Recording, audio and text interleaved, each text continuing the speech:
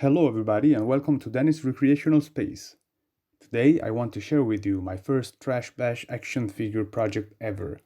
I made this figure some time ago and I named him C1R0, more precisely Intergalactic Bounty Hunter C1R0.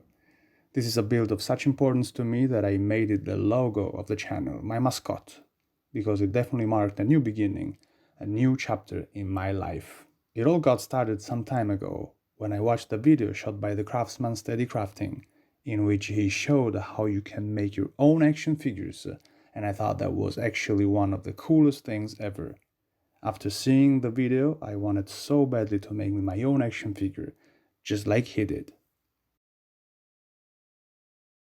I used trash to make this figure, and this is how it looked like before covering it with details. I wanted to replicate the typical way in which 5 points of articulation action figures were made during the 80s, and that is a hard plastic torso enclosure with holes on the sides to insert the limbs and the head, and limbs and head with T-shaped joints to be inserted into the torso, free to rotate but firmly attached to the body.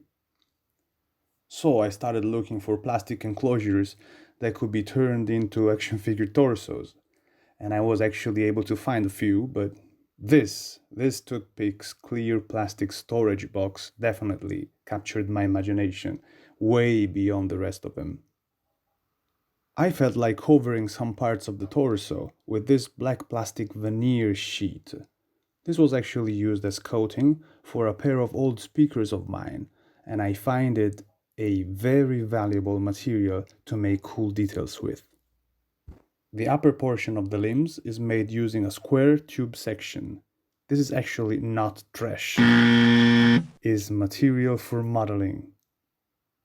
These are then covered with white strapping bands, while the end part of the limbs is made with these weird looking wall plugs, also not trash.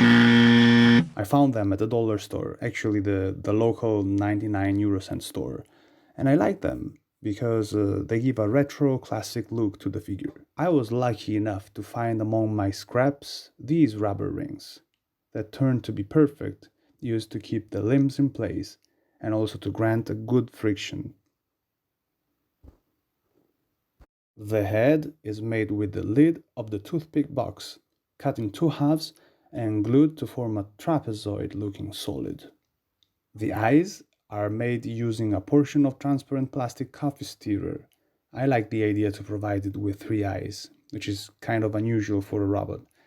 Of the 3 eyes he's got, one is to be used as some sort of gun sight, the left one, the red one. And talking about the function of the other 2, I still haven't figured it out yet.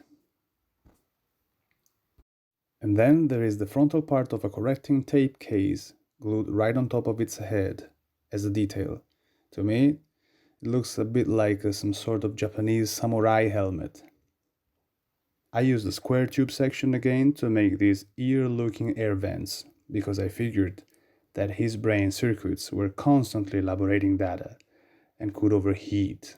He is an intergalactic bounty hunter, so I imagined that he needed something to fly. Instead of building him a spaceship, I decided to make him a powerful jetpack.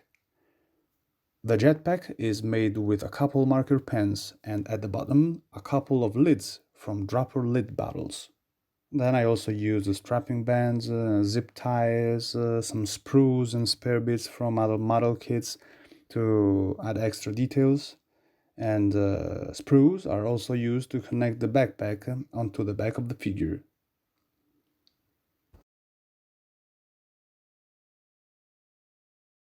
The main body of rifle and axe is part of a plastic cloth hanger, which I later literally covered with details, using electric wires and power connectors, zip ties, but also sprues and little parts from other model kits.